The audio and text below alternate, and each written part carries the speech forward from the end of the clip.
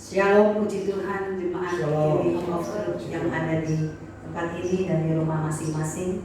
Kita tetap melakukan live streaming. Kita percaya Tuhan Yesus hadir sama-sama kita dimanapun kita berada. Kita percaya hadirat Tuhan pun melawat kita ketika kita menyembah Tuhan. Mari kita masuk dalam hadirat Tuhan, kita siapkan hati kita, kita mau berdoa. Bapa di surga, kami mengucap syukur untuk kebaikan-Mu Tuhan, yang terus memelihara hidup kami hari lepas hari, di mana Engkau tidak pernah meninggalkan kami. Engkau yang memimpin dan merancangkannya bagi kami. Bahkan segala hal yang baik Kau berikan dalam kehidupan kami. Sungguh kasih-Mu nyata dalam kehidupan kami. Kau Allah yang patut ditinggikan, Kau Allah yang layak dimuliakan. Kau Raja daripada segala raja, Yesus Tuhan. Ini kami umat-Mu Tuhan. Baik kami yang ada di tempat ini, yang ada di kami, yang ada di rumah masing-masing. Bahkan setiap kami di seluruh muka bumi ini. Setiap orang yang percaya pada saat ini Tuhan. Kami mau datang masuk dalam mesbah-Mu yang kudus. Kami ingin menyembah-Mu dalam roh dan kebenaran. Dan kami percaya Engkau hadir di tengah-tengah kami melawat kami. Terima kasih Bapa. Sucikan, kuduskan hati kami. Layakkan kami mengambil tahta kasih. Dalam nama Tuhan Yesus Kristus, kami siap menyembah Tuhan. Haleluya. Amin. Hanya dekat kasih-Mu Bapa, jiwaku pun tentram. Engkau menerimaku dengan sepenuhnya, walau dunia berwirang lupa, namun Kau memandangku jauh kedalaman hatiku.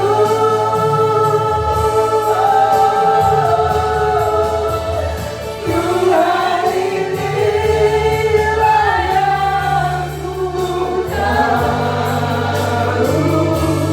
Kau mengenal hatiku, jauh melebihi semua yang terdekat sekalipun. Tuhan, inilah yang ku mau, Kau menjaga hatiku, supaya kehidupan memancar senantiasa.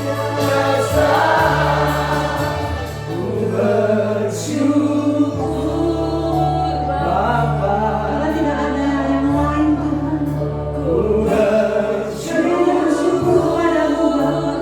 Karena kasih setiamu tidak pernah meninggalkan kami. kasih setiamu di dalam hidupku. Ku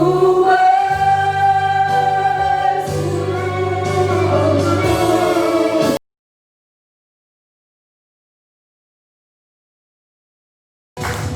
Tiada kesudahan kasih setiamu Tuhan, selalu baru rahmat-Mu bagiku. Hari berganti hari. Hari berganti hari telah ku lihat kasih-Mu, tak pernah dari hidupku. Kata Tuhan Yesus baik. Tuhan Yesus baik, sungguh amat baik.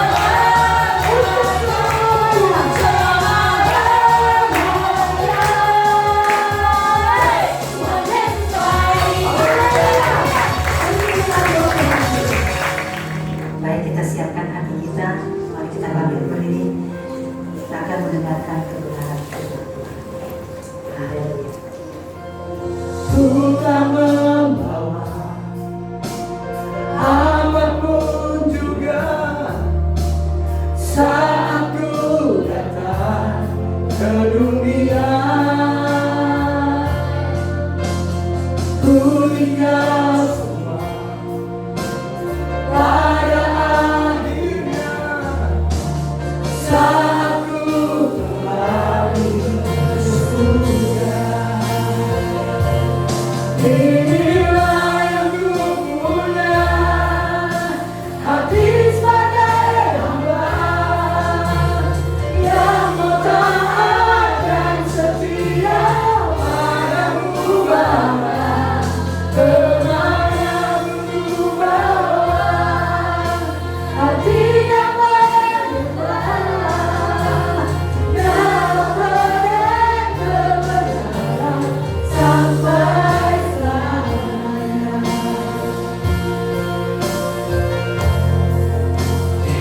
Inilah yang punya, hati sebagai hamba. Puji Tuhan. Shalom. Salam damai sejahtera bagi kita semua yang dikasihi Tuhan kita Yesus Kristus. Haleluya. Iya. Baik, saya merasakan sungguh pimpinan Tuhan untuk terus menyampaikan kita Amos. Jadi kita lanjutkan Amos pada pasal yang ke-8. Amos pada pasal yang ke-8 dimulai dengan penglihatan yang keempat. Inilah yang diperlihatkan Tuhan Allah kepadaku. Tampaklah sebuah bakul yang berisi buah-buahan musim kemarau. Lalu berfirmanlah Tuhan, Amos, apa yang kau lihat? Jawabku, sebuah bakul berisi buah-buahan musim kemarau. Lalu berfirmanlah Tuhan, kesudahan telah dekat bagi umatku Israel dan aku tidak akan memaafkannya lagi. Nyanyian-nyanyian di tempat suci akan menjadi ratapan pada hari itu. Demikianlah firman Tuhan Allah. Ada banyak bangkai kemana-mana. Orang melemparkannya dengan sembunyi-sembunyi. Kemudian dilanjutkan dengan judul peringatan orang yang menghisap sesamanya. Dikatakan, dengarlah ini, kamu yang menginjak-injak orang miskin, kamu membinasakan orang sengsara di negeri ini dan berpikir, bilakah bulan baru berlalu supaya kami boleh menjual gandum. Bulan baru itu adalah awal bulan, itu selalu disambut dengan sukacita bangsa Israel. Kalau bulan baru itu di awal bulan itu bangsa Israel itu selalu punya perayaan bulan baru. Itu selalu masuki tanggal 1 itu menjadi hari-hari perayaan meriah sebagai rasa syukur sukacita atas bulan baru yang Tuhan berikan. Jadi mereka rasa, bilakah bulan baru berlalu, perayaan-perayaan ini biar cepat berlalu lah. Supaya apa? Supaya kami cepat berbisnis, cepat berdagang, supaya kami cepat cari. Bilakah, bahkan mereka berkata, bilakah hari Sabat ini berlalu supaya kami boleh menawarkan tepung. Ya. Dengan mengecilkan Eva, membesarkan Siva, berbuat curang dengan neraca palsu. Supaya kami dapat membeli orang lemah karena uang, orang miskin karena sepasang kasut, berbuat dan menjual terigu murah, maksudnya rosokan itu murah, hanya untuk supaya mendapatkan untung yang banyak. Maka apa jawaban Tuhan ketika perilaku bangsa Israel seperti ini? Tuhan telah bersumpah demi kebanggaan Yakub, bahwasanya aku tidak melupakan untuk seterusnya segala perbuatan mereka. Tidak akan gemetar bumi karena hal itu, sehingga setiap penduduknya berkabung. Tidakkah itu seluruhnya akan naik seperti sungai Nil, diombang-ambingkan dan surut seperti sungai Mesir. Ayat 9. Pada waktu itu akan terjadi demikianlah firman Tuhan Allah. Lihat judulnya, gerhana bulan dan ratapan. Pada waktu itu akan terjadi demikianlah firman Tuhan Allah. Aku akan membuat matahari terbenam di siang hari, membuat bumi menjadi gelap pada hari cerah. Maka ayat yang 10. Aku akan mengubah perayaan-perayaanmu menjadi perkabungan. Segala nyanyianmu menjadi ratapan pada hari itu. Aku akan mengenakan kain kabung pada setiap pinggang. Aku akan menjadikan gundul setiap kepala. Aku akan membuat sehingga perkabungan itu karena kematian anak tunggal, sehingga akhirnya menjadi seperti hari yang pahit pedih. Maka dilanjutkan yang 11 sampai dengan 14. Lapar dan sesungguhnya waktunya akan datang, demikianlah firman Tuhan. Aku akan mengirimkan kelaparan ke negeri. Bukan kelaparan akan makanan, bukan kehausan akan minuman, melainkan akan mendengarkan firman Tuhan. Perhatikan betul-betul firman Allah, Bapak. Allah menyebutkan akan datang kelaparan, kebenaran akan firman Tuhan. Maka 12 dikatakan mereka akan menjelajah dari laut ke laut, mengembara dari utara ke timur untuk mencari firman Allah, tetapi tidak mendapatinya. Pada hari itu anak-anak dareng, pada hari itu akan terpalsu anak-anak dareng cantik teruna-teruna karena haus. Mereka yang bersumpah demi Asima Dewi Samaria, ya, dan berkata, demi alam yang hidup, hai Dan, serta demi dewa kekasihmu yang hidup, hai Berseba, mereka akan rebah dan tidak akan bangkit lagi. Inilah bunyi seluruh kebenaran firman Allah yang kita lihat melalui kitab Amos pasal 8 ayat 1 sampai dengan 14. Saya pakai judul tema ini dengan tema Israel sebagai tanda. Ya, Israel sebagai tanda. Karena di situ jelas kesudahan telah dekat bagi Israel dan aku tidak akan memaafkannya lagi. Saya pikir kalau saya pakai mic jelas tekanan juga.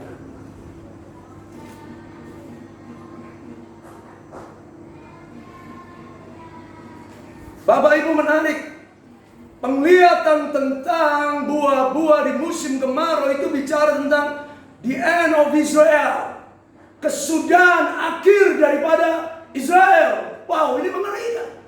Bahkan ditambahkan tidak ada, aku tidak akan memaafkannya lagi. Oh, ini mengerikan. Kalau yang ketiga masih tanda tali sifat, itu tanda. Masih tanda artinya, makanya pemahaman yang kemarin saya katakan, itu kita masih dikasih kesempatan. Tetapi pada penglihatan yang keempat, ini betul-betul Allah tidak lagi bicara tentang tanda, Allah tidak lagi berbicara, tetapi tindakan nyata apa yang Allah akan buat. Artinya begini, kalau Israel saja Allah bisa tega gitu. Kalau Israel aja Allah bisa tega memperlakukan kesudahan telah dekat bagi umatku Israel dan aku tidak akan memaafkannya lagi. How about the world? Bagaimana dengan dunia yang tidak mengenal Allah? Kalau bangsa pilihan Allah saja Allah bisa katakan, sudah cukup. Kasih karunia kesempatan yang aku berikan padamu, aku tidak akan berikan maafkan. Apalagi dunia yang menolak Kristus, apalagi dunia tidak mau percaya kepada Tuhan. Makanya Alkitab firman-Nya jelas. Kalau masih tali sifat Allah berkata, bukit-bukit pengorbanan bagi Yakub akan dilicin tandaskan. Tempat-tempat ibadah masih sebuah keadaan fenomena alam. Tapi Bapak Ibu, ketika Allah bicara kesudahan Israel sudah dekat, dikatakan kemudian pada ayat yang ketiga, ada banyak bangkai kemana-mana. Allah sedang menyatakan sebuah peringatan yang luar biasa. Ada banyak bangkai. Sebab itu kami sungguh-sungguh menyikapi berpulangnya adik kami rohani dengan rasa betul-betul Tuhan, how it can be happen. Bagaimana itu bisa terjadi? Dia setia, dia kurang apa? Saya berkata, kalau orang setia kayak gini aja Tuhan berani panggil gitu. Bapak Ibu kiri kanan, Jeroboam itu sedang COVID. Saya percaya anak rohani saya ini kena korban COVID. Walaupun dia dikatakan TBC ini, dia masih muda, seharusnya dia masih bisa kuat. TBC itu tidak makan bunuh orang secara cepatnya. Masih bisa bertahan, apalagi kalau dia masih kuat, masih bisa. Tidak, yang mempercepat dia Kami bersyukurnya pihak rumah sakit cukup wise, cukup bijaksana, tidak ditulis COVID. Kalau COVID jelas, pada saat ketika karena diberitahukan adik kami tidak ada identitas. Kami sangat bergumul. Kenapa? Saya dilaporkan, Kak ini khotbah tidak bisa diterima. Kenapa? Lu nggak ada KTP nih. Saya marah. Pertama, kasih tahu pengurus yang baru. Itu RT baru. Sebut nama saya, bilang Freddy, sama dengan nama Freddy. Saya sampai marah. Saya lapor resmi, yayasan kami masuk ke terminal fotokopi yayasan. Yang saya daftarkan di situ adalah hotbed, karena dia adalah yang tinggal di situ. Cek di RT lama, kalau memang RT baru. Andy tadi, Andy anak Tionghoa, anak Chinese. Kan dia agak segen-segen kan. Daerah Cirebon ini daerah preman, bapaknya. Preman daerah darknya Surabaya itu di Jombang itu. Terus terang, mau cari preman dari segala suku ada di sana. Saling baku rebut wilayah sih. Jadi,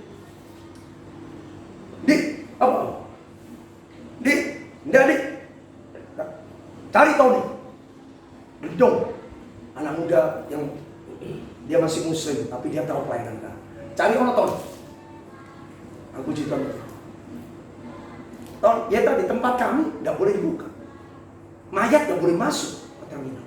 Duh, ini tempat kami kan? Ya tadi karena COVID. Enggak, ini bukan COVID. Ada suratnya, puji Tuhan, rumah sakit wise. Karena memang sudah di CT scan. Sudah di CT scan, bukan hanya swab test.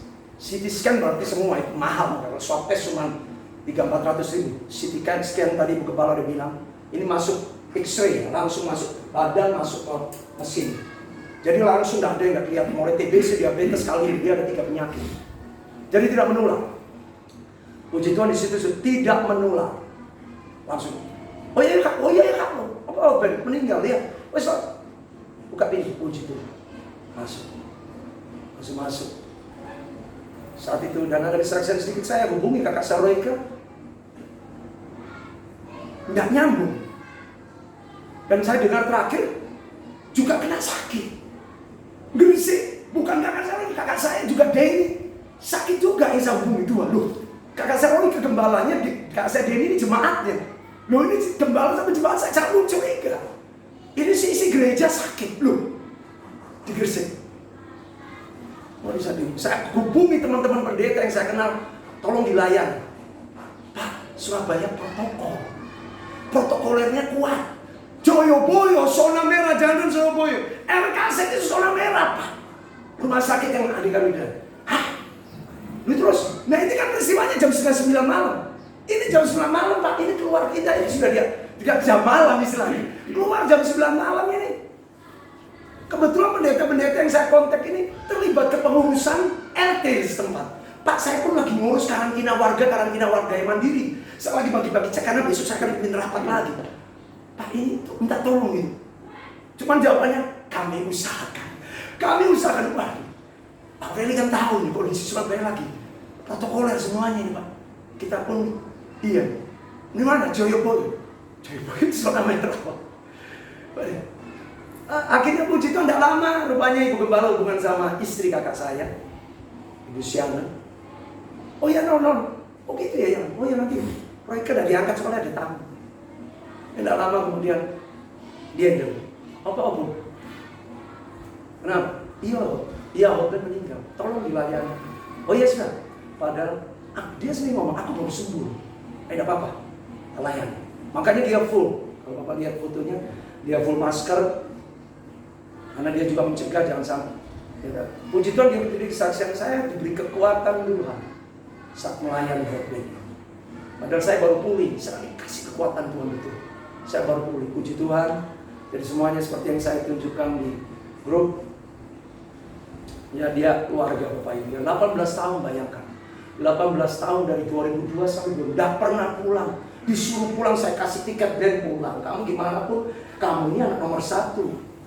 Keluarga si Hombing ini bukan keluarga kecil. Kamu anak laki-laki nomor 1, bapak ibumu pasti tanya. Terakhir ya tadi yang mami cerita, memang 5 tahun setelah kami dengar bapaknya sakit. Itu kami paksa, pulang dulu. Udahlah kami kasih tiket pulang pergi. Gak usah khawatir, kamu balik lagi sama Kak Freddy kan. Ya Kak, gak apa, nanti aku bisa telepon dia. Sudah. Puji Tuhan Kak, apa aku sembuh? Sudah kami lupa. Karena dia KTP juga gitu. Ben, kamu masuk ke kakak kita. Mari, cuman agak susah kalau masuk ke kakak kita, kamu masuk di Joyoboyo. Sebenarnya ada warga jemaat kan. Jemaat ada yang punya kakak dan sudah mau. Kebetulan sama-sama orang Sumatera Utara. Ini jemaat kamu masuk, dia masih, ya kan nanti gampang. Dia sudah gampang-gampang. Akhirnya terus identitas ini yang jadi persoalan. Nah, jarak 18 tahun ini cukup membuat kami ya kan ketika pengurusan ini yang kami terus terang bagaimana keluarga yang ajaib Bapak Ibu. Adiknya ada di Jayapura. Adiknya ada di Jayapura. Saya sampai terharu tuh. Kami katakan kami ada di Manokwari. Oh iya, luar biasa. Terus waktu papa mamanya Ibu Gembala, saya sudah telepon, nangis. Bayangkan 18 tahun udah ketemu. Anak nomor 1 kemudian ketemunya meninggal. Jadi benar-benar ya haru biru lah. Jadi sungguh-sungguh saya selalu beri oh Tuhan terima kasih yang terbaik ya. Cuman sekali lagi kembali ke teks firman Tuhan. Kesudahan telah dekat bagi umatku Israel. Lagi terus terang saya bergumul, Tuhan kenapa?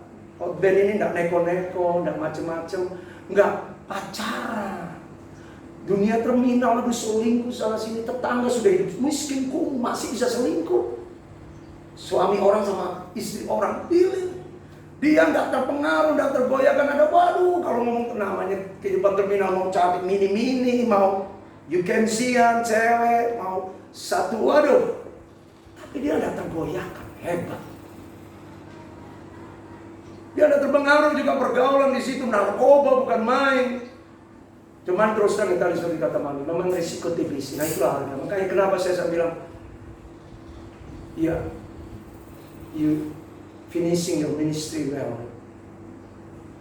Bapak Ibu, dia memang masih muda, tapi dia mati di pelayanan. Dia mati menjadi bagian daripada orang-orang dia layani. Dia kan tidak nyangka, lihat badannya bagus. Makanya saya tidak nyangka, biasanya orang TBC kan agak kurus. Ya, kurusan. Ini badannya bagus, makanya saya percaya.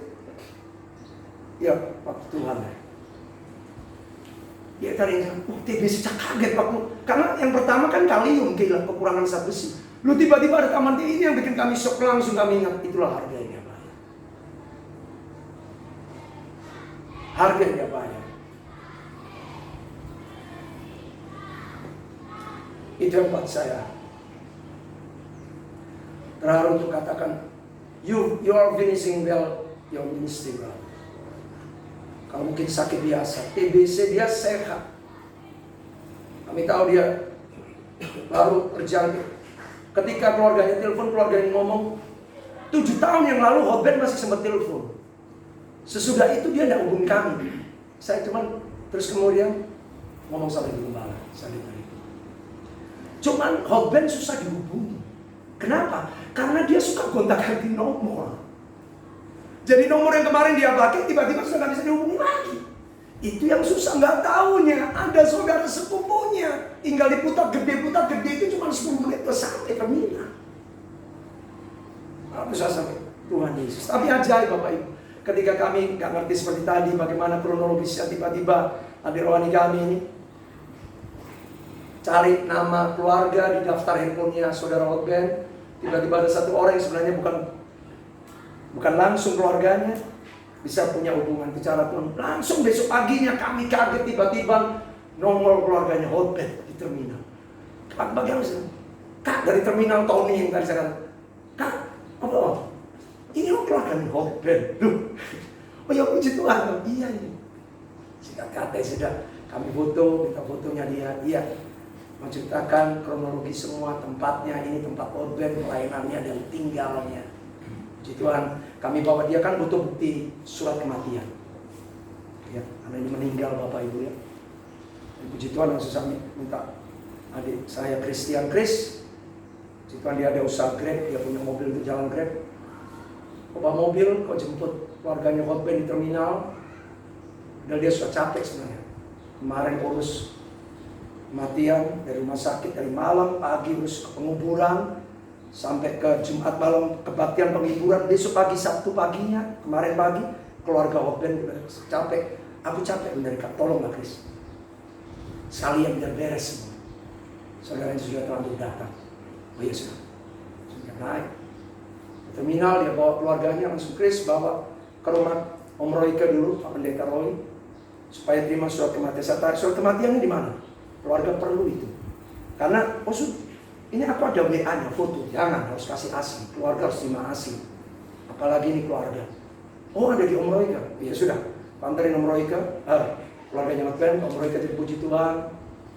Dia ketemu kakak saya, bisa bicara. Ada di gereja ya. Kalau saya kan tidak ada gereja selama. Kita dia rasa ada ya suasana pelayanan. Kalau pelayanan terminal kan tidak kelihatan, tempatnya kumuh terus terang kumuh. Ya pada kiri kanan terus terang Bapak Ibu, dan dia sudah 18 tahun. Kami kan 16 tahun. 2017 kemarin kami baru jalan. Jadi sudah bisa lihat. Langsung kami antar ke kuburan di Gresik. Jujur aja kemarin tuh kakak saya ngomong, kalau saya panggil kakak adik itu Bunga. Bung Rally, ini salibnya belum ada. Loh, kok salib gak siapin ya? Kan udah ada. Oh ya sudah. Cuman saya sedikit nervous, gelisah. Waduh, ini keluarganya datang gak ada salibnya kan. Kuburan kalau gak ada salib Kristennya, ini kesannya kan kurang meyakinkan gitu ya. Jadi waduh, saya sedikit bergumul. Cuman saya mau ngecek, saya mau tanya ke Kak. Karena kakak saya ngurus, karena kan dia terlibat di BAMAK pada musyawarah antar gereja wilayah Gresik. Jadi saya mau tanya, aduh gak enak hati nanti. Puji Tuhan, begitu sampai di sana foto, dia sudah foto sama salibnya, foto salib Hotband, AM si Omid, tanggal lahiran. Oh puji Tuhan, sampai tertawa. Oh Tuhan itu selalu baik. Jadi di daerah betul daerah Kristen, santri itu daerah Islam. Keras, Bapak Eva tahu. Sanggris segitu keras itu Muslim. Nah kalau kami tidak bisa masukkan adik saya masuk. Kenapa? Kalau tanpa identitas, kalaupun dipaksakan dikubur di Surabaya, akan titelnya Mr. X. Karena ada KTP. Ya, pemakaman pun tidak mau dipaksa. Itu harus resmi sesuai KTP. Nah, puji Tuhan dengan ini. Terus namanya pun bisa tulis, oh bisa. Karena itu tadi karena saya bagian daripada BAMAK Gresik. Jadi saya, oh puji Tuhan salah satu terhibur, dan ini pun kuburan khusus pun. Saya, oh puji Tuhan. Artinya, ya dia dapat yang terbaik. Kami sendiri dihiburkan Tuhan. Seperti tadi sejak awal biaya kami pun dikabari harus mengalami ini, biar kami hanya berdoa Tuhan, Engkau sendiri yang melakukannya. Ajaib, semuanya selesai dengan cara Tuhan yang luar biasa. Sekali lagi kalau saya mengingat lihat ini Tuhan, kenapa? Tapi sekali lagi makanya saya langsung ketika saya menggumuli mempersiapkan firman ini, Tuhan tunjukkan Israel ini sebagai tanda. Sebagaimana Allah memperingatkan Israel, karena itu ini juga menjadi firman Allah bagi kita. Hal yang sama sedang terjadi pada zaman sekarang ini. Ketika dunia, ketika siapapun juga sungguh-sungguh memandang remeh arti peringatan Tuhan, Allah sungguh tidak mau membiarkan risiko ditanggung. Tapi sebaliknya ketika kita sungguh-sungguh, Bapak Ibu berjalan sama Tuhan, aduh kayak kemarin itu Bapak Ibu, telepon saudara seiman tuh kayaknya tidak susah, padahal kita tahu sekarang lagi susah. Lagi susah. Tiba-tiba, oh iya, sharing. Adik rohani yang pernah ngajar, yang saya bilang mukanya kayak siapa itu artis ini. Betul dia anak Nias. Padahal dia lulusan ITS, Tuhan izinkan dia kerja di perbankan. Ceritanya kayak kau di Bandung. Saya sebut aja namanya Bill, karena dia tahu orang-orang yang kenal Hotband saya omongin. Bill, Hotband, gini. Siap Kak? Iya Kak, semampu saya Kak. Semuanya udah katakan, waduh Kak, ada semua yang kami hubungi. Siap Kak Nona, siap Kak Freddy. Siap. Semampu kami. Kumpul, puji Tuhan. Sampai akhir, selesai. 2 bis hijau, minibus, 3 angkot, 3 mobil pribadi. Rame, saya langsung videoin, saya tidak tayangkan itu. Videoin perjalanan, Ton, videoin Ton. Tony di ambulans sama yang itu. Ton videoin Ton, saya mau lihat perjalanan. Saya mau lihat siapa aja. Oh puji Tuhan, jemaat, warga sebagian ikut ngiring. Aduh, senang ada di situ. Di terminal ada angkot 3.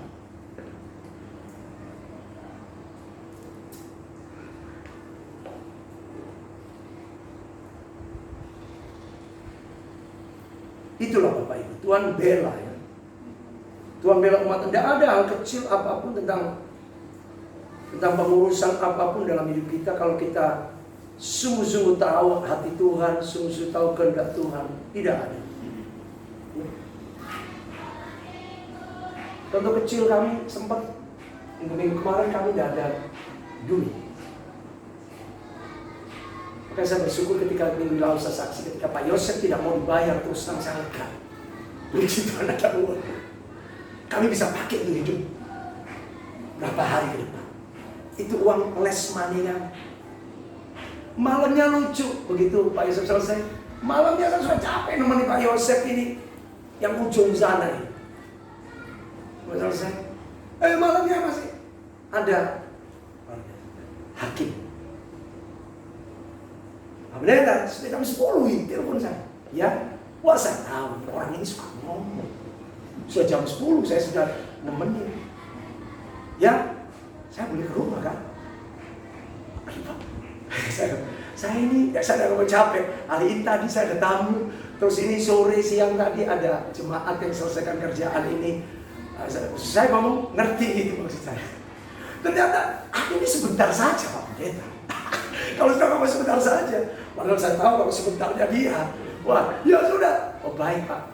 Terus beliau tetap lagi. Kami juga bawa berkat kok Pak Pendeta. Oleh Pak Pendeta. Oh ya udah, puji Tuhan. Ditambah gitu ya sudah. Ya dan kami ternyata puji Tuhan dapat udang bintuni.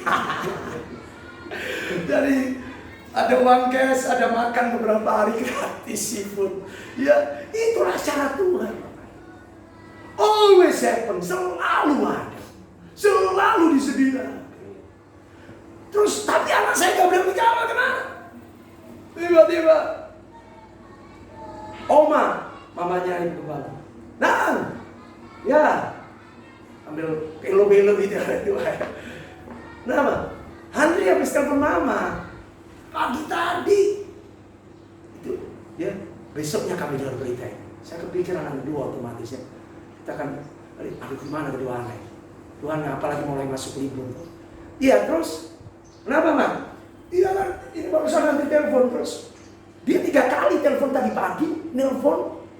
Mama mau apa? Mau nanya nomor teleponnya Gabriel Mikael. Ya sudah 3 kali Mama belum bangun, jadi baru agak jam siangan jam 10 diangkat.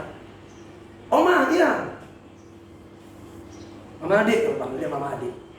Nah, mertuanya dia kakaknya Mama. Mama Adik, ini enggak nanya nomor teleponnya Gabriel. Ini keluarga kami sejak pindah sini tidak pernah hubungan. Ya, tidak pernah hubungan. Dan kami sempat terakhir hubungan kami kurang manis sama dia. Karena kami sempat menolak suatu pemberiannya.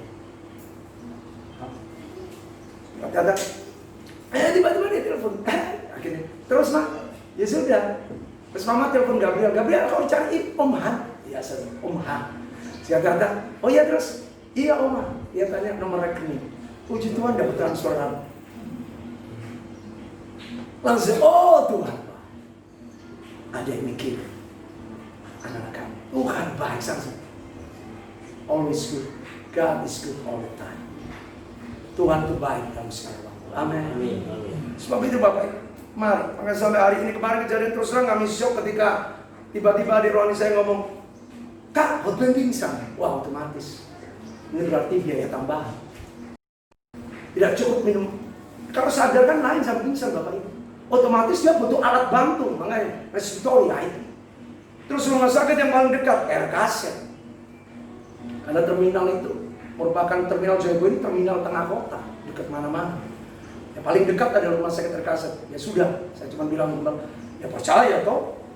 Tuhan pasti sediakan. Puji Tuhan sampai akhir Tuhan sediakan. Amin. Bapak Ibu, mari kita lihat tanda-tanda bagaimana kesudahan atas Israel itu terjadi. Kata kesudahan, kenapa Israel sebutkan sebagai tanda? Kata kesudahan telah datang. Kalau kita melihat 1 Petrus 4 ayat 7, Rasul Petrus pernah berkata demikian dalam 1 Petrus pasal 4 ayat 7. Kesudahan segala sesuatu sudah dekat, karena itu kuasai dirimu dan jadilah tenang supaya kamu dapat berdoa.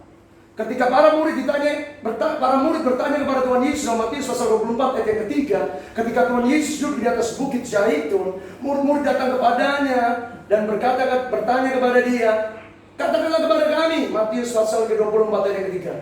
Bila manakah hal itu terjadi? Apakah tanda kedatanganmu dan tanda kesudahan? Tanda kedatanganmu dan tanda kesudahan. Ingat, penglihatan yang keempat bahasanya Amos adalah kesudahan telah datang bagi umat Israel. Ini berbicara nubuatan akhir zaman, Bapak Ibu. Ini bukan sekedar kontekstual untuk orang Israel pada waktu itu. Tapi ini bicara tentang kesudahan zaman, kesudahan segala sesuatu. Bapak Ibu, kita tidak bisa tutup mata hari-hari. Saya dikejutkan, saya dapat viral dari teman-teman saya bagaimana kemarin Merapi, Wedus Gombel kembali mengeluarkan debu vulkaniknya. Kemarin saya ditunjukkan video lagi oleh teman saya pendeta Surabaya. Tanah antara Toraja dan Poso itu bergerak, rumah langsung akan bergerak, Bapak Ibu. Bukan di luar negeri, antara Poso dan Toraja. Tenggelam. Dan masih banyak orang. Terus terang tanah Jawa sedang mengalami sebuah ancaman yang besar akan gempa tektonik tsunami. Orang khawatir. Ibu Risma sendiri pun mengumpulkan pendeta-pendeta di Surabaya untuk berdoa. Kita Surabaya, Jawa Timur ini mengalami titik epicentrum gerakan lempengan bumi di bawah tanah. Jawa Timur yang paling khas. Saya ikutin viralnya. Ibu Risma aja sama Tuhan berdoa.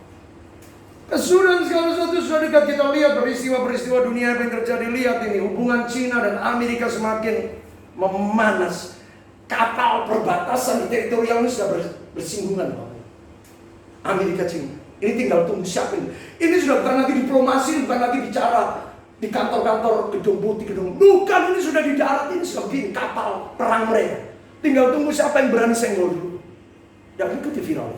Bapak Ibu, kita ikutin berita dunia. Supaya kita lihat bahwa firman Tuhan Yesus. Ini tidak semuanya sudah tinggal jam Tuhan. Sekali lagi kita lihat Israel. Apa yang terjadi?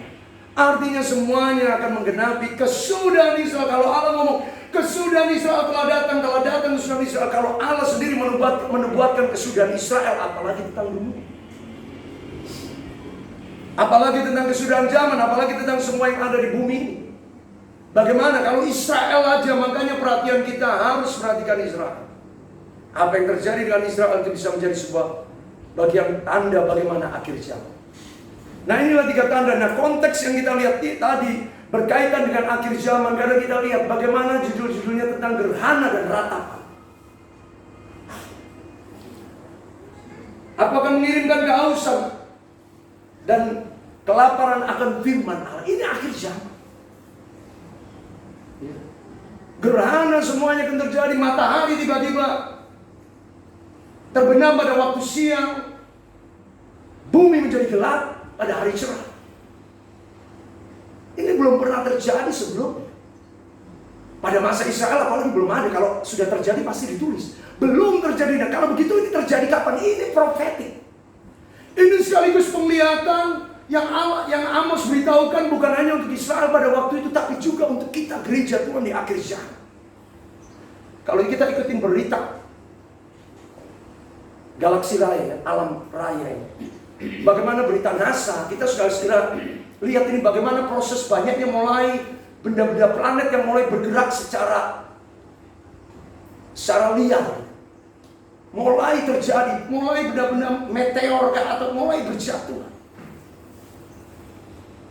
Sampai-sampai sudah ada kelompok-kelompok yang mulai mengatakan, kan sudah ada sempat ngomong, 21 Juni ini akan terjadi kiamat.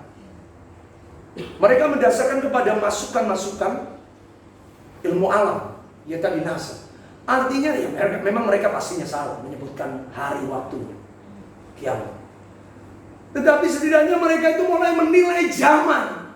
Mereka kenapa berani mengatakan ada kiamat? Mereka mulai menilai zaman. Bapak Ibu kita orang gereja, anak-anak Tuhan, jangan sampai kita tidak bisa menilai zaman. Ini zaman lagi zaman apa? Kata orang Jawa, zaman ini zaman edan. Zaman gila, betul-betul terjadi kekacauan besar. Sebagai gereja Tuhan, kita yang mengerti Alkitab Tuhan Yesus berbicara tentang akhir zaman, kita harus lebih tahu lebih dahulu. Nah, tanda-tandanya apa? Yang pertama adalah dosa bertambah. Kenapa kesudahan segala sesuatu sudah dekat? Karena dosa bertambah. Itu menjadi sebuah indikasi, faktor. Bapak Ibu lihat ketika Allah berbicara pada 7 jemaat di kitab Wahyu, selalu disebutkan ada dosa di sana. Bukan tambah dosa. Selalu ada dosa. Gereja Tuhan di zoom tentang dosa-dosanya. Yang satu jemaat di kitab Wahyu pasal 2 sampai dengan pasal 3 yang tidak bercacat adalah gereja di Philadelphia. Dan kalau aku sudah membuka pintu, tidak ada yang menutupnya. Aku mengangkat, tidak akan menurunkannya. Jemaat di Philadelphia mendapatkan janji ini karena mereka hidup sebagai jemaat yang sungguh berkenan kepada Allah. Makanya mereka menerima sebuah janji Allah tentang kunci kerajaan Daud yang diberikan luar biasa. Tapi 6 jemaat dari 7 jemaat, 6 jemaat yang lain itu ada dosa. Lihat jemaat Efesus. Tapi aku peringatkan engkau, kalau engkau meninggalkan kasihmu yang mula-mula, aku akan mengambil kaki dia daripadamu. Sebab itu bertobatlah, supaya engkau jangan kehilangan kemuliaan. Efesus pasal kedua itu. Setiap jemaat Efesus, Mirna, semuanya itu, Pergamus, Tiatira, Sardis, apalagi Laodikia. Laodikia dikatakan sebagai Efesus pasal 3 ayat 15-16. Jemaat yang suam, kuku tidak panas, tidak dingin. Aku akan memuntahkan. Ada dosa-dosa yang begitu nyata. Ada begitu. Lihat apa yang dikatakan. Dengan ini kami menginjak-injak orang miskin. Lihat Bapak, dosa itu begitu nyata. Ayat yang keempat, Amos pasal ke-8. Menginjak-injak orang miskin, membinasakan orang sengsara di negeri ini. Dan berpikir pikirannya yang tertuju pada dirinya sendiri. Bilakah bulan baru berlalu supaya kami boleh menjual gandum? Bilakah hari Sabat berlalu supaya kami boleh menawarkan tepung? Pikirannya hanya untung, pikirannya hanya duit. Sampai-sampai hari-hari ibadah menjadi hari ibadah. Nanti dulu hari ibadah. Nanti dulu, ini tidak penting. Yang penting adalah bagaimana saya bisa mendapat untung. Lihat, bukan demikian. Maafin, seharusnya orang Kristen, yuk hari Minggu berani tutup gereja. Hari Minggu hari gereja, jangan bisnis. Terus terang, kalau di Surabaya hari Minggu Bapak Ibu tutup toko. Itulah Bapak Ibu. Surabaya itu kalau Minggu tutup, itu kota sekuler. Ada Islam Kristen. Tapi kalau hari Minggu tutup, Kedung Doro Bapak Ibu cari onderdil, nggak ada yang buka. Hari Minggu bengkel pun semua usaha tutup. Orang tahu kalau Minggu libur di Surabaya. Maka saya kaget di sini. Kota Injil, kota Kristen, tapi hari Minggu perusahaan, entah rumah makan, entah usaha yang punya orang Kristen buka juga. Kenapa hari Minggu tidak bisa? Hari Sabat. Ya tadi, lalu cepat-cepat. Bilakah bulan baru segera berlalu, bilakah hari Sabat segera berlalu, supaya apa? Supaya kami dapat berusaha, supaya kami dapat jualan, supaya kami dapat untung. Bapak Ibu, bukankah ini yang terjadi dalam manusia-manusia akhir zaman? Selalu pikirannya kapan saya dapat uang, kapan saya dapat uang. Uang dan uang. Sampai mereka mengabaikan, bagaimana dengan kehidupan? Bapak Ibu, sekali lagi saya sering kali berkata berulang-ulang, kita ini hidup bukan karena uang. Amin. Yang buktinya ada rohani kami, Bapak Ibu, 15 juta, hampir 20 juta itu yang kami habiskan kemarin. Terus terang angkot itu kami biayai semua. Bis hijau 3. Saya tanya, Ton, siapa yang ikut? Berapa jumlahnya? Kak, kalau satu bis gak cukup. Piro? Terus tambah, saya pikir satu bis jemaat saja. Loh, ini warga kan mau ikut, Kak. Orang Kristen aja sih satu bis cukup. Maksudnya jemaat saja cukup. Tapi kalau mau warga ikut, paling tidak tambah 3 angkot lah, Kak. Oh ya sudah lah. Kasih makan, minum semuanya. Semuanya itu harus diakan. Terus terang, ya semuanya. Mobil adik kami kan otomatis kami perhitungkan. Terus terang kami mikir sampai persembahan untuk kakak saya pembicara. Siapkan yang terbaik. Dia sudah yang terbaik, dia mandikan hotband. Bapak Ibu kami sudah bikin, mau kasih yang terbaik ya. Saya Tuhan titip ulama, kasih transfer yang terbaik. Ya terus tambah sedikit kami transfer. Sebagai ucapan terima kasih. Bagaimana Tuhan? Itulah Tuhan kita. Artinya jangan terlalu mikirkan money, duit itu apa sih? Apa sih?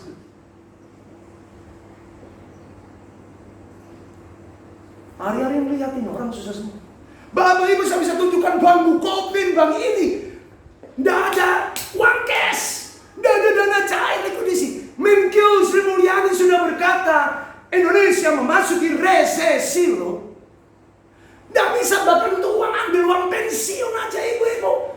Ini Pak uang pensiun berapa ratus ribu sih? Tidak ada loh, bulan lalu Bu. Bulan lalu masih keluar. Bulan ini tidak ada katanya ya. Insya Allah. Mudah-mudahan. Tunggu 1-2 hari. Apalagi mereka, wih bos-bos Sidoarjo, teman-teman pendeta. Wih ngeri Surabaya, kenapa Sidoarjo, kenapa? Dana tidak keluar bro.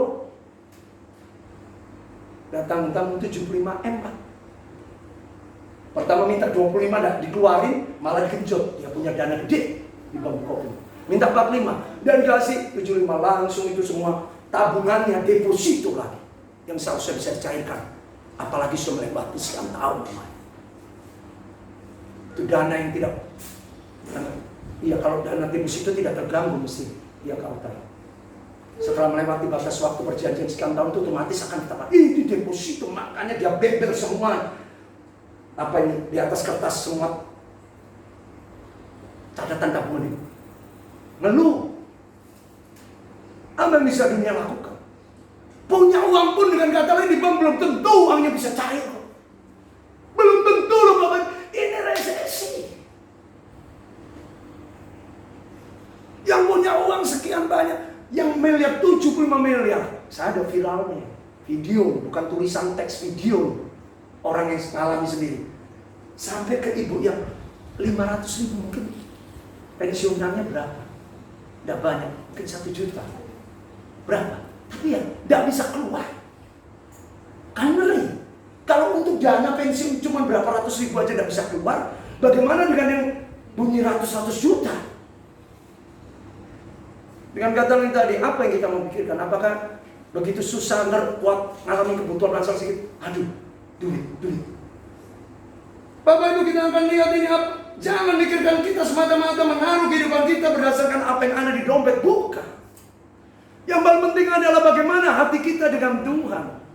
Karena firman Allah berkata, di mana hartamu berada, di situ hatimu berada. Kalau engkau tidak bertobat, ayat ini akan terjadi. Di mana duitmu berada, di situ hatimu berada. Artinya hatimu tergantung duit. Tapi kalau engkau berkata bahwa di mana Tuhanku berada, di situ hatiku berada. Di mana firman Allah dinyatakan, di situ hatiku berada. Di mana kehendak Allah dinyatakan, di situ. Kalau memang hari ini Tuhan izinkan kami susah, sulit menderita, jadilah menurut kehendak-Mu Tuhan. Hati kami tidak tergantung pada keadaan, pada kondisi, pada uang, pada apapun. Hati kami berpaut kepada Tuhan. Kami tidak tergantung pada apapun juga. Kalau tidak kita akan melihat ini, makanya sampai mereka katakan kemudian, apa yang dikatakan supaya kita bisa membeli orang yang lemah karena uang. Karena uang. Itu membeli orang lemah karena uang. Artinya ujung-ujungnya semua ini alasannya UUD. Ujung-ujungnya adalah yen, fulus, money, duit. Bertobat. Kita yang selalu mikirannya duit, bertobat Bapak Ibu. Hari kemarin kami ngalami, minggu demi minggu kami ngalami. Bukan karena duit. Bapak Ibu boleh cek kami di rumah saja, hanya lutut, tanam, lutut ini di tanah. Tuhan kami tidak tahu. Mujizat selalu.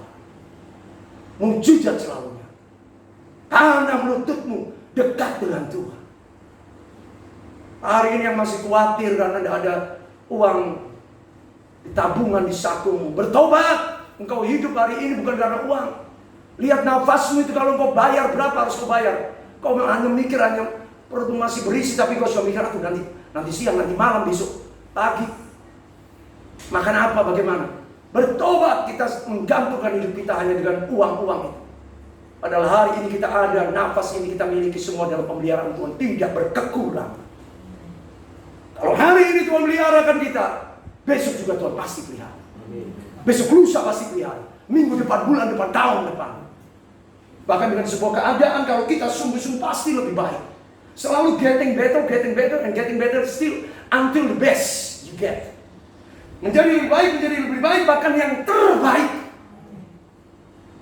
Ya tadi kalau kita dekatkan diri kita dengan Tuhan, jangan pikirannya do it. Wah, itu bisa jengkel. Lihat akhirnya Tuhan ngomong pada ayat yang ke-7, Tuhan bersumpah demi kebanggaan Yakub, demi kesombongan kalian yang keterlaluan itu, aku tidak akan melupakan untuk seterusnya segala perbuatan. Lihat Bapak Ibu, jangan Tuhan yang menjawab, jangan Tuhan yang melihat kita. Kamu kok khawatir, kamu kok takut masih, kamu kok mengandalkan dunia. Mari jemaat HOT, orang-orang percaya, mari, ini akhir zaman. Tidak ada satu apapun yang kita bisa andalkan, bisa lakukan selain hanya Tuhan. Dan Tuhanlah jaminan hidup kita. Amos sudah menyampaikan sebelumnya, carilah Tuhan maka kamu akan. Sudah jelas bahwa hidup ini hanya kita terima pada saat kita nyari Tuhan. Jadi kalau kita jauh dari Tuhan, jangan harap kita dapat hidup. Yang tidak nyari Tuhan itu tadi, cepat saja ini bulan baru berlalu, cepat saja hari Sabat ini berlalu, perayaan-perayaan ini menunda-nunda saya, jatuh sekira saya bisa bekerja, bisa cari uang dan dapat untung. Bertobat yang pikirannya hanya bagaimana supaya saya dapat bekerja dan menghasilkan uang. Allah kita berkuasa, Allah kita sanggup menyediakan, memenuhkan segala kebutuhan kita. Tanda yang pertama adalah dosa bertambah-tambah. 1 Timotius pasal 5 ayat 24. Dosa ini menyolok seperti ini, dosa tentang keuangan, dosa tentang mamon. Kelemahan orang Kristen hampir sama dengan kelemahan dunia. Duit sekali lagi. Ini area yang paling ngeri, paling jahat. Selalu begitu kita di area ini langsung mulai khawatir dan sebagainya. Padahal kita perlukan adalah serahkan segala khawatirmu kepada Tuhan. Dan percayalah kepada. Dan bersyukurlah di dalam doa. Jangan mengeluh dalam doa. Area dosa yang paling menyolok ini adalah keuangan. 1 Timotius pasal 5 ayat yang 24. Dosa beberapa orang menyolok. Menyolok itu menonjol, kelihatan banget. Bapak Ibu, kalau kita punya masalah keuangan dan itu kelihatan, kita harus bertobat. Harus santai aja gitu. Bapak Ibu jangan kira karena saya hamba Tuhan terus saya nggak curhat. Tidak, karena saya memang curhatnya sama Tuhan. Saya juga lemah. Bapak Ibu kami bisa, kami nggak ada no family loh, ya. Kami nggak punya keluarga. Bapak Ibu masih bisa punya saudara, saya masih bisa. Kami nggak punya siapa-siapa.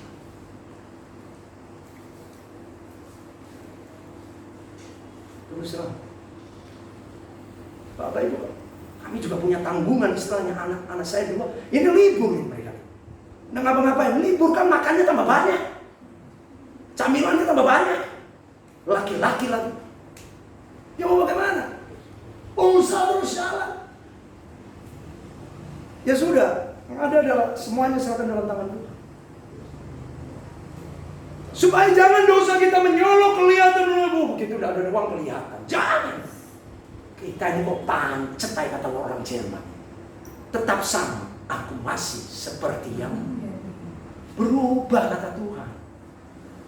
Amin. Orang Kristen, orang percaya berubah. Jangan suka nyanyi lagu aku masih seperti yang tidak. Berubah. Kita ini jangan. Kita harus percaya, upgrade iman kita di dalam itu. Upgrade iman kita di dalam itu. Bapak Ibu memang yang bantu saudara-saudara seiman, tapi kalau mereka tidak digerakkan Tuhan mau apa? Terus terang, berapa orang yang saya harapkan, yang saya tahu mereka mampu, malah, oh iya, Kak Feli, oh iya, kasihan. Begitu ya sudah, begitu masuk pemakaman yang berkejaran ini. Ya Kak Feli, kami cuma dukung dalam doa saja ya. Padahal kami tahu mampu. Justru yang kami tidak sangka mampu inilah. Malah mereka yang memberinya Itulah Bapak Ibu. Kalau kita bergantung sama teman, ada aja jalan. Tahu dari mana? Pertolongan Tuhan selalu dinyatakan. Dosa beberapa orang menyolok seakan-akan mendahului mereka ke pengadilan. Dan beberapa orang dosanya baru menjadi nyata kemudian. Dosa yang menyolok ini akhir zaman akan ada. Saya, Bapak Ibu, kita semuanya yuk uji. Jangan sampai dosa yang kelihatan menyolok kita sendiri pura-pura nggak tahu, kita sendiri pura-pura tidak. Tidak bisa, kita harus di akhir zaman perhatikan. Amos sudah menyatakan kesudahan sudah dekat bagi bangsa Israel. Kalau Israel aja dan tidak ada kata maaf lagi. Allah peringatkan, lihat dosamu menyolok. Kenapa menyolok? Lihat apapun kau pikirkan hanya untuk dirimu, menghasilkan untung sampai ibadah-ibadahmu menjadi ibadah-ibadah yang sedang kau anggap ambil sambil lalu. Makanya Tuhan mengingatkan, tidakkah akan gemetar bumi karena hal itu? Abang ini dosa keuangan yang menyolok. 1 Timotius pasal yang ke-6 ayat 9. Dosa keuangan. Tetapi mereka yang ingin menjadi kaya jatuh dalam pencobaan, ke dalam jerat dan ke dalam berbagai-bagai nafsu hamba yang mencelakakan dan yang menenggelamkan manusia ke dalam keruntuhan dan kebinasaan. Why? Ingin menjadi kaya. Lihat gereja memperkaya dirinya sendiri. Di sini tidak ada ya. Di sini gerejanya Tuhan semuanya baik-baik, sedang-sedang. Di Jawa ya banyak. Tidak ada yang ngaku sih. Kajian kita orientasi. Bapak Ibu, building itu bukan orientasi. Bangunan itu bukan orientasi. Gereja itu yang penting kita bisa doa, nyembah, mau di tempat gubuk kayak. Nanti kalau Tuhan mau, aku masa gereja aku, ya biar Tuhan yang ngurus. Bukan kita yang mau coba ngajari Tuhan. Tuhan gini loh sebenarnya Tuhan bangun rumah. Harusnya kayak gini loh Tuhan bangun rumah. Ini kan rumahmu Tuhan. Itu kan gayanya Daud pertama kali. Tuhan, aku mau membangun bait suci bagimu. Apa Daud melalui Nabi Nathan? Katakan pada Daud, adakah aku berdiam dalam apa yang dibuat oleh manusia? Langit adalah kataku, bumi itu bukan kakiku. Apa yang kau mau dirikan buat aku? Tapi rupanya sifat kemanusiaan Daud yang ada dagingnya itu nular. Oh Tuhan, aku mau bikin bangunan bagimu supaya kau berkenan di tempat ini. Asik, jos, semuanya. Aduh, bukan itu Bapak Ibu. Sekarang kenyataannya gereja-gereja di tanah Jawa makmum-makmum tidak ada kebaktian. Kalau new normal sudah pakainya sebahasa. Lihat ibadahnya teman-teman saya, Bapak Ibu kita boleh ibadah gereja ini bukan new normal, ini still normal kita di sini. Di Surabaya kebaktian sekali. Semua jemaatnya begini. Ini kan kebaktiannya alien yang bisa bikin. Atau alien ya, makhluk planet saja. Ya karena memang protokol. Itu di waktu semuanya disinfektan semprot masuk. Itu butuh biaya tambahan. Aduh, apa gereja yang besar lagi dan tidak bisa semuanya, gantian harus masuk. Gereja misalnya bisa nampung 150, ya cuma bisa nampung 50, 70. Artinya ya tempat itu tidak menjadi sebuah tempat yang bisa maksimal lagi. Terus kita mau berpikir membangun hal yang tidak. Kita harus kembali kepada kebenaran firman Allah. Hal rohani harus menjadi bangunan rumah Allah yang kita perhatikan dalam hidup kita. Amin. Rumah rohani kita harus menjadi bangunan yang harus kita perhatikan. Rumah rohani Bapak Ibu, bukan rumah kita, bukan tempat tinggal kita, semuanya rumah rohani kita dengan Tuhan. Itu yang harus kita perhatikan dengan sungguh-sungguh. Makanya akibatnya adalah akar daripada segala kejahatan. Maka ayat 10, akar daripada segala kejahatan adalah, dengan kata lain, dosa yang menyolok disebutkan tadi dalam 1 Timotius pasal yang ke-5 ayat 24. Ini adalah dosa mani. Wah, lihat kenyataan sekarang begitu. Perhatikan Bapak Ibu, manusia itu akan bisa bertahan justru saat miskin. Tapi justru dia akan menjadi manusia pribadi yang lemah pada saat dia kaya. Perhatikan. Manusia itu justru ketika dia ditekan, dia bisa pikul beban. Tapi justru ketika merasa bebannya terlepas, justru dia ngawur sembarangan. Hidup bebas seenaknya. Orang kalau ada beban, dia rasa tanggung jawab. Ada tekanan, tanggung jawab. Tapi begitu bebannya sudah terlepas, waduh ngawur. Kalau beban ini terlepas karena kehendak Tuhan, puji Tuhan. Tapi kalau terlepas karena menurut keinginannya, yaitu keinginan apa? Ingin menjadi kaya. Tetapi mereka ingin menjadi kaya supaya Tuhan itu udah terlalu lama begini. Tuhan ngerti, Bapak Ibu, perhatian kalimat saya. Jangan engkau ingin menjadi kaya, biarlah kaya. Kita kaya karena kehendak Tuhan. Jangan kaya karena keinginan kita kejar, tidak ada benar. Karena Amsal 10 ayat 22 berkata, susah payah berkat Tuhan yang menjadikan kaya, susah payah tidak akan menambahinya. Amsal 10 ayat 22. Ya. Akar dari segala kejahatan ini adalah cinta akan uang. Sebab oleh memburu uanglah beberapa orang telah menyimpang dari iman dan menyiksa dirinya di berbagai-bagai duka. Lihat itu orang dunia nyiksa dirinya dengan kerja sampai malam. Padahal kalau lihat pulang ke rumah ya paling semakin orang susah hidup kan makannya semakin sedikit. Berasnya sudah bukan beras normal, sudah new normal sejak dulu beras merah. Orang-orang kaya kan sudah bukan beras putih, itu kan new normal sudah. Sebelum kita new normal, mereka sudah new normal. Kalau udah beras merah, beras hitam. Untung udah ada beras pink biar lebih lucu gitu. Padahal beras putih kenapa sih? Akhirnya ada temuan baru, beras merah itu udah baik. Beras merah itu ternyata ada kekurangan, kelemahan.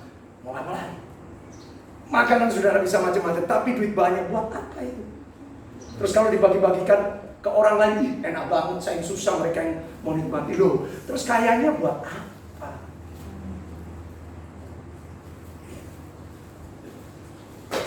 Yang kedua, tanda yang kedua. Waktu kok cepet ya, sudah jam 11 nih. Saya harus bawa jam karena jam ini masih belum lupa, terus ini perbaiki. Iya.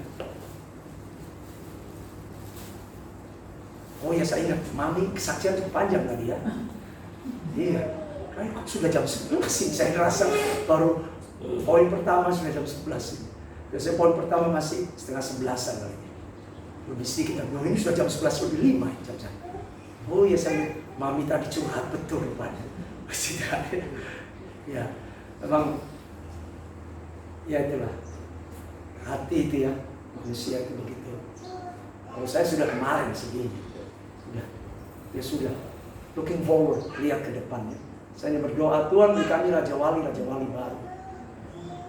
Orang-orang yang kami persiapkan, mereka bisa mengerti hati Tuhan di akhir zaman. Yang kedua adalah lihat ini, Allah akan mengadakan perubahan di alam Bapak, di kosmis. Galaksi raya ini akan berubah. Kita akan lihat Allah mengatakan matahari akan terbenam pada siang hari. Pada siang hari terbenam, bumi menjadi gelap pada hari cerah. Makanya ditafsirkan secara ilmu pengetahuan itu disebut Tapi saya percaya ini bukan seperti itu. Ini lebih daripada itu. Karena kalau kita lihat dalam Lukas pasal 21 ayat yang ke-25, Lukas 21 tentang tanda-tanda akhir zaman. Dikatakan akan ada tanda-tanda pada matahari, bulan dan bintang-bintang, dan di bumi manusia akan takut dan bingung menghadapi deru dan gelora laut. Manusia akan takut panik. Ini bukan hanya bicara langit dan bumi. Ingat, aku akan menggoncangkan bukan hanya bumi saja, tetapi langit dan bumi. Manusia akan ketakutan. Jujur aja, manusia di dunia ini banyak hidup tinggal di kota. Orang kota ini orang darat, jujur aja. Kok begitu mengalami gelora, gelombang laut, langsung takut. Makanya kita orang pulau ini, haleluya kan. Sudah biasa lihat seperti itu. Orang kota orang Surabaya itu tidak pernah gempa. Coba goyang sedikit. Ini mau lari kemana? Tidak ada gunung-gunungnya jauh di Semeru sana. Gunung Arjuna jauh, tunggu butuh 3-4 jam. Tapi mau lari kemana? Orang-orang Jakarta mau lari kemana? Yang ada Muara Angke, berenang aja di laut tadi ada apa? Mau kemana? Mau ke puncak Depok jauhnya, bukan belum kena macetnya. Wih kaget. Mari. Banyak orang yang takut. Mati bukan yang takut. Lanjutkan lagi pada ayat yang ke-26 dikatakan, orang akan mati ketakutan karena kepanikan. Orang mati ketakutan karena kepanikan. Atas apa yang terjadi di bumi sebab kuasa-kuasa langit digoncangkan. Bapak Ibu, itu serius. Nabi Yoel berkata, aku akan mengadakan mujizat-mujizat di atas, di langit, tanda-tanda di bawah, di bumi, darah, gumpalan asap, darah belerang dan gumpalan asap. Allah sudah melakukan. Bapak Ibu, kita lihat sedang berita-berita yang aneh berseliweran di internet kita. Ya. Orang mulai berpraduga-praduga. Artinya saya kadang mikir, kadang orang dunia lebih menyikapi, jujur aja. Orang dunia lebih menyikapi tanda-tanda ini ada keanehan apa. Mereka cepat memberikan respon. Dan saya banyak terima berita dunia ini bukan dari anak-anak Tuhan justru. Artinya apa? Mereka menyikapi betul. Ada apa ini? Ada fenomena apa ini? Bapak Ibu, terjadi suara keanehan terjadi di beberapa tempat. Ini sudah terjadi di Jawa Barat, di Bandung, sebagian Jakarta. Terakhir kemarin suara ini saya dengar, saya ikuti viral, terjadi di mana? Di luar Jawa. Ahli BMKG tidak bisa menemukan alasan bunyi. Ini bunyi apa? Nggak jelas. Beberapa orang yang tidak ada di wilayah itu ya, saya lihat komennya mulai komen yang aneh-aneh. Itu salah dengar aja dan sebagainya. Dan masalahnya bukan 1-2 orang. Beberapa orang yang tinggal di Bandung, khususnya Bandung waktu itu, dan daerah Tangerang, Bekasi berita, iya betul kami dekat ini. Ngapain orang hoax, berita-berita yang gak ada nilainya. Begitu banyak, inilah yang Allah akan berbuat, akan terjadi sebuah perubahan situasi kondisi alam yang sedemikian rupa. Sebab itu orang-orang, artinya apa? Orang-orang yang tidak percaya kepada Tuhan pada akhir zaman ini akan takutan. Orang-orang tidak bersandar pada Tuhan sudah pasti akan panik. Akan mengalami begitu banyak risiko kematian dengan mendadak. Sekali lagi saya harus katakan, kita yang ada di Manokwari, Papua Barat ini patut bersyukur. Cuman sekali lagi, apabila ada pembelaan Tuhan, saya harus katakan, yang lebih baik bagi kita dengan daerah-daerah lain berarti kita dituntut harus hidup lebih baik di hadapan Tuhan. Kalau tidak, Tuhan akan menuntut di pengadilan nanti. Kamu ngapain selama aku kasihkan keamanan?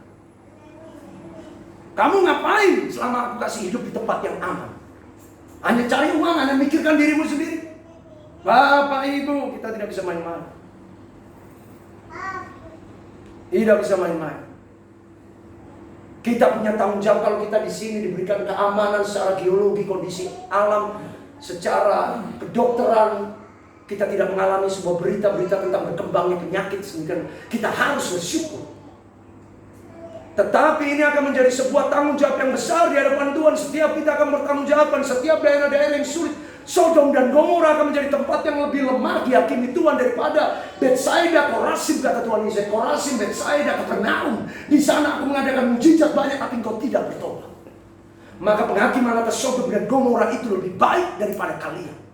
Ada tanggung jawab. Kita yang ada di tempat-tempat yang Tuhan masih berikan keamanan, mari kita gunakan waktu, kesempatan ini dengan lebih baik.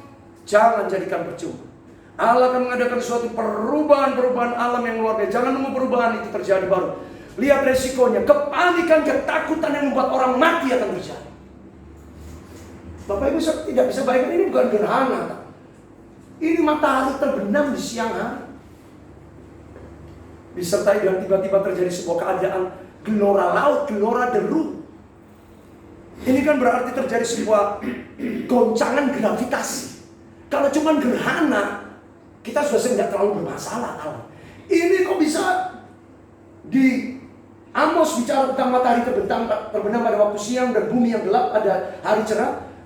Yoel berbicara tentang mujizat-mujizat di langit, tanda-tanda di bumi, semuanya terjadi. Dan kemudian dikatakan tadi di Lukas, perjanjian baru mengatakan laut dan gelora akan menimbulkan rasa takut, orang akan gelisah sampai mengalami kepanikan karena rasa takut yang berlebihan sampai mati. Ini berarti, ini saya tafsirkan, ini bukan gerhana biasa. Ini gerhana yang bisa mempengaruhi gravitasi di bumi sehingga terjadi gerakan-gerakan di bumi yang berlebihan yang bisa menimbulkan keadaan yang Bapak Ibu berita kemarin Singapura tuh tidak pernah banjir. Banjir juga Singapura.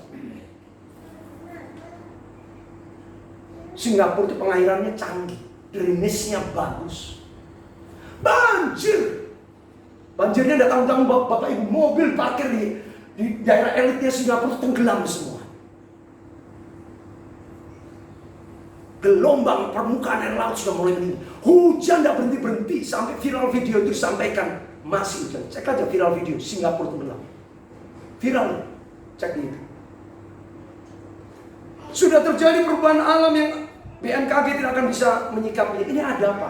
Tapi kita sebagai anak Tuhan tahu. Ini adalah tanda. Waktunya. Semuanya sudah tidak lama lagi. Mari kita sungguh-sungguh berjaga-jaga. Bersiap sedia untuk waktu yang ada. Yang terakhir, tanda yang ketiga. Tentang kesudahan ini. Kesudahan zaman ini. Tanda yang ketiga itu dikatakan lapar dan haus akan firman Tuhan. Luar biasa. Lapar dan haus akan firman Tuhan. Kalau ini akhir zaman, buktinya gereja masih buka, Alkitab masih dikhotbahkan. Kalau begitu apa maksudnya? Kelangkaan, ketiadaan firman ini apa? Perhatikan saya beritahu kan. Yang Allah maksudkan haus dan lapar akan firman Tuhan itu bukan bicara Alkitab kita tidak sempat baca. Hari ini Alkitab kita bisa baca, kita dengar pengkhotbah, hamba Tuhan berkhotbah, berbicara. Tapi saya mau beritahukan dengan apa yang Tuhan beritahukan. Bicara haus dan lapar akan firman Tuhan adalah sudah tidak ada lagi sedikit firman Tuhan yang disampaikan dengan hati yang murni. Firman Tuhan sudah langkah sedikit yang mengkhotbahkan firman ini dengan apa adanya. Firman Tuhan di akhir zaman ini dikhotbahkan dengan modifikasi, improvisasi. Hanya untuk apa? Menyenangkan pendengar, menyenangkan jemaat. Hanya supaya untuk mengenyangkan manusia secara daging. Supaya dosa-dosa mereka tidak ditegur. Supaya pelanggaran kesalahan mereka tidak diperingatkan. Sebab itu saya beritahukan, firman Tuhan bukan tidak ada. Tapi firman Allah yang disampaikan ini kemurniannya sudah tidak lagi sebagaimana yang Allah kehendaki. Gerejanya berbicara tentang bagaimana membesarkan gerejanya sendiri, membesarkan kerajaannya sendiri. Lihat nama-nama aja ditinggal, nama denominasi kah, nama panggung, oh gereja kami. Apakah itu yang Tuhan cari? Bukan. Akibatnya adalah apa? Kebenaran tidak lagi disampaikan dengan sebuah motivasi dengan hati. Tidak lagi kebenaran firman Allah disampaikan dengan membelokkan. 2 Timotius pasal 4 ayat yang kedua dan 3 mengatakan hal ini. Beritakanlah firman Tuhan, siap sedialah baik atau tidak baik waktunya. Nyatakanlah apa yang salah. Disuruh Tuhan nyatakan apa yang salah. Tegurlah dengan segala kesabaran dan pengajaran. Karena akan datang waktunya pada ayat yang ketiga.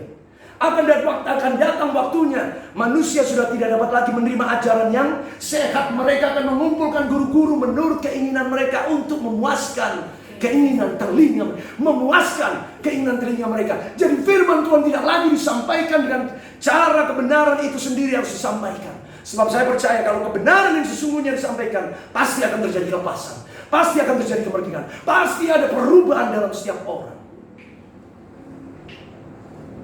Kalau kita tidak berubah oleh karena kebenaran firman Tuhan, ya, ada dua indikasinya. Kita yang tidak mau berubah atau firman itu yang lemah disampaikan. Bagi saya perubahan dalam diri seorang tentukan dua. Orang itu sendiri tidak mau berubah karena Roh Kudus selalu bekerja mengubahkan hati manusia. Masalahnya manusia itu mau dirubah enggak? Tuhan Yesus mengetok di depan buka pintu dan berkat, dan barang siapa mendengar dan membukakan pintu, aku akan masuk mendapatkan dia, dan aku akan makan bersama-sama dengan dia, dan ia bersama-sama dengan aku. Kalau seorang tidak berubah, berarti dia yang tidak berubah. Yang kedua adalah firman Tuhan tidak disampaikan dan sebenarnya. Kalau firman Tuhan disampaikan dan sebenarnya, tidak ada orang yang tetap keluar gereja dengan dosa yang bangga mengangkat kepala. Kalau kita masih dengan bangga mengangkat kepala kita dengan sikap dosa kita setelah dengan firman, maaf engkau tidak berubah. Orang berubah akan berkata, Tuhan, Petrus itu ditegur Tuhan, aku menyangkal kau. Thomas itu, Tuhan ampuni aku yang tidak percaya. Mereka kemudian menjadi rasul-rasul hebat. Ini waktunya firman Tuhan harus diberitakan dan apa-apa adanya Bapak Ibu. Jangan untuk kepentingan kita, kepentingan pelayanan kita, kepentingan alasan kebutuhan kita. Tidak ada. Firman Tuhan ini terlalu dahsyat, luar biasa. Itu akan bisa menciptakan, itu akan bisa membuat ingat firman Allah berkata pada mulanya adalah firman. Jadi sebelum segala sesuatu ada, sebelum ada manusia, sebelum ada kebutuhan, sebelum ada keinginan, firman itu sudah ada dan semuanya diciptakan oleh firman Tuhan. Jadi bagaimana firman Tuhan itu yang diberitakan itu tidak bekerja sedemikian rupa dalam kehidupan kita apabila kita menerima firman Tuhan yang sebenar-benarnya. Karena Yohanes 8 ayat 31 mengatakan, maka orang Yahudi yang percaya kepada Tuhan Yesus itu, maka Tuhan Yesus berkata kepada orang Yahudi yang percaya kepadanya, Yohanes 8 ayat 31, jikalau kamu tetap tinggal di dalam firman-Ku, kamu benar-benar adalah murid-Ku. Maka ayat 32 dikatakan, Yohanes 8 32, dan kamu akan mengetahui kebenaran dan kebenaran itu akan memerdekakan. Akan ada pemuli yang bicara kebenaran. Masalahnya bagaimana sikap kita terhadap firman dan bagaimana firman itu harus disampaikan. Adakah firman ini disampaikan dengan gaya, tidak apa-apa, itu tidak dosa. Tidak apa-apa, tidak apa-apa. Bapak, Ibu, saya beritahukan. Jemaat, saya beritahu. Kita tidak bisa hidup dalam dosa. Nah, saya harus beritahukan, kau menangis, kau akan mengalami halangan. Kalau masih ada dosa di hati, I have to say this, saya harus katakan. Kalau engkau masih belum mengakui dosa dalam, jangan harap sama engkau. Ini akhir zaman. Tuhan sudah ngomong, kesudahan sudah datang bagi umat Israel. Dan aku tidak, ini bukan bahasa manusia, bukan nabi yang ngomong. Amos menuliskan kata-kata Tuhan. Tuhan ngomong. Bapak Ibu, saya sendiri bergumul, saya sendiri takut Tuhan.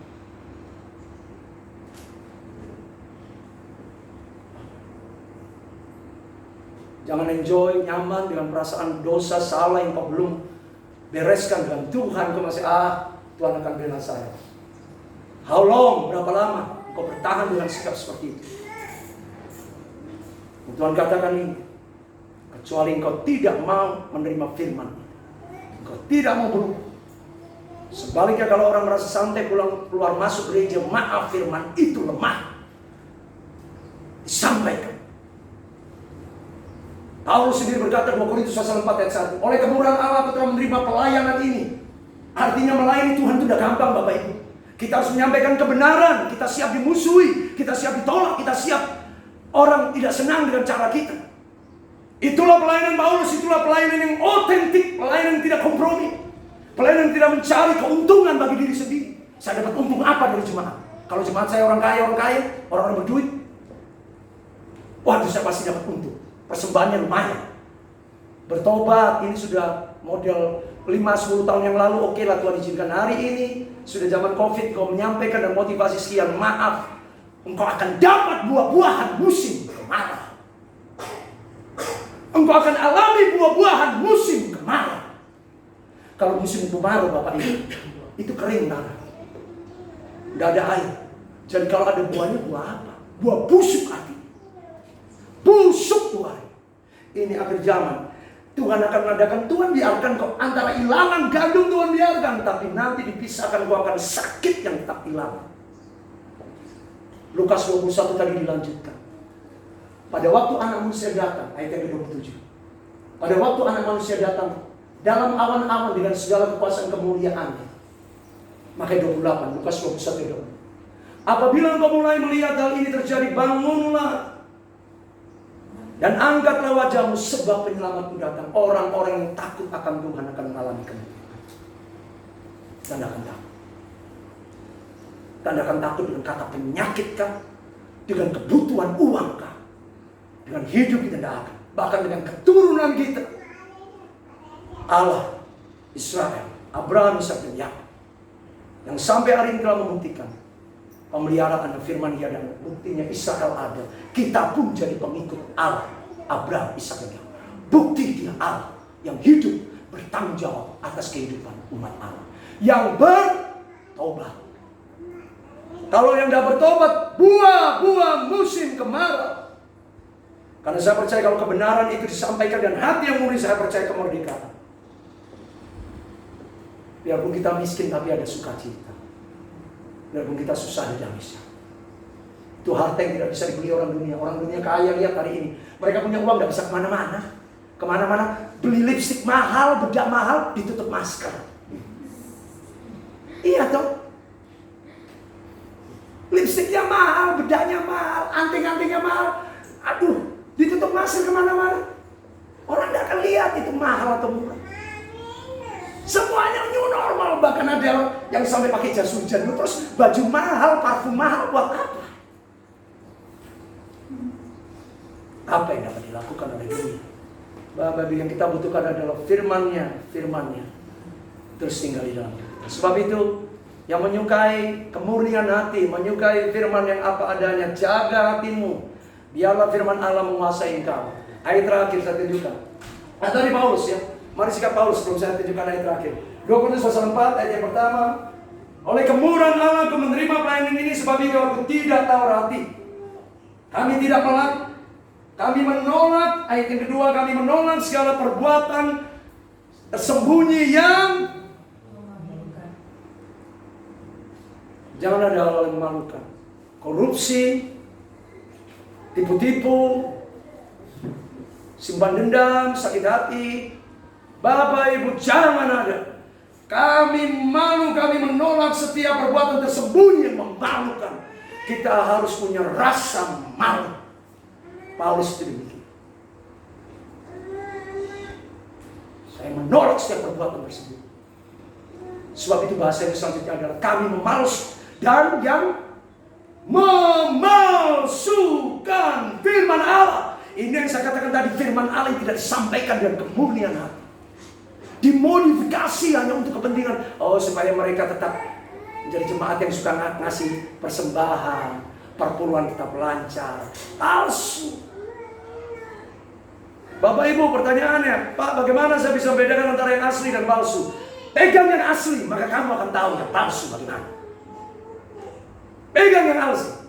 Makanya kalau kita sudah menikmati firman yang murni, Bapak Ibu nikmati firman itu. Supaya ketika engkau dengar firman yang palsu, engkau tahu, ini tipu-tipu. Orang ini memakai firman untuk dirinya sendiri, untuk menarik perhatian bagi dirinya. Palsu, kata Paulus, palsu. Sebaliknya kami menyatakan kebenaran.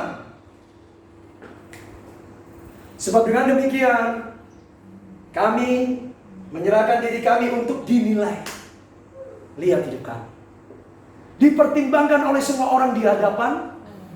Tapi sebaliknya jika lanjutkan lagi, jika Injil yang kami beritakan ini masih tertutup juga, maka itu tertutup untuk mereka yang akan binasa. Yaitu orang-orang yang tidak percaya oleh kemuliaan Kristus, kemuliaan Injil dalam Kristus yang adalah cahaya, gambaran Allah. Akhirnya 1 Petrus 2 ayat yang kedua. Bagaimana kemurnian ini jemaat orang percaya. Saya sungguh sebagai hamba Tuhan. Terus terang Bapak Ibu, saya sendiri kesaksian pribadi saya dari dulu tadi selama, Fred kamu kok gini-gini aja?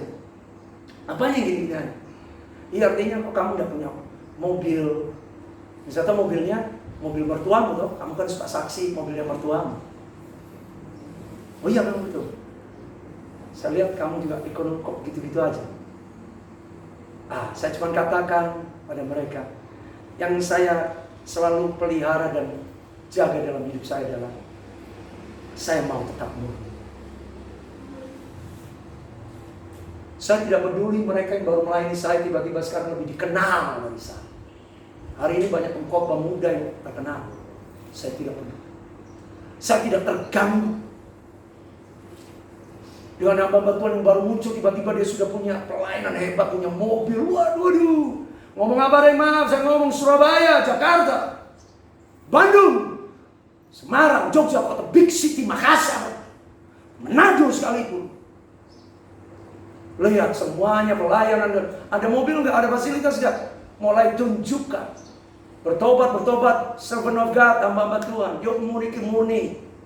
Amin. Yang kita butuhkan itu murni, bukan soal apa yang kita hasilkan, kita dapatkan dari pelayanan kita.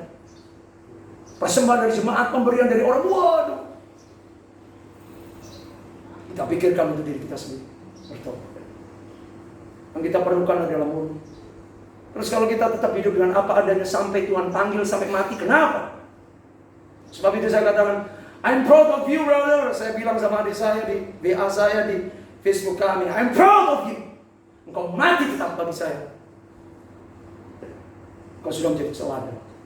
Kau mati dalam keadaan tidak ada kalung emas di lehermu, jam bagus di tanganmu, baju fancy, baju model, tetap seorang hot band Xiaomi. Bahkan dengan tambahan tubuhmu yang sehat sekarang ada PPC.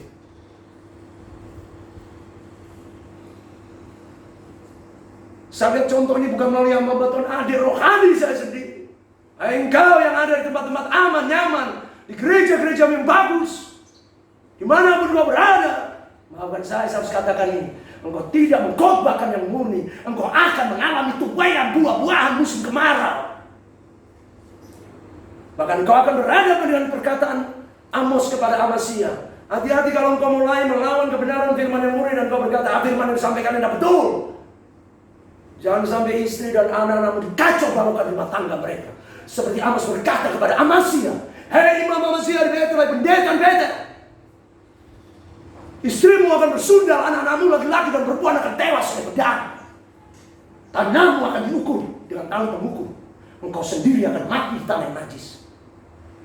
Lebih baik mati di dalam pelayanan, dalam penderitaan daripada mati di tanah yang najis.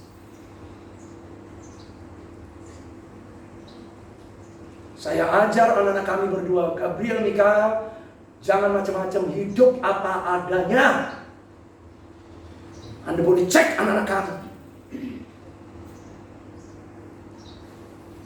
Mikael aja samaran. Ini terakhir saya berikan kamu iPhone. Jangan harap minta lagi. Terakhir minta barang mewah. Awas kau minta lagi.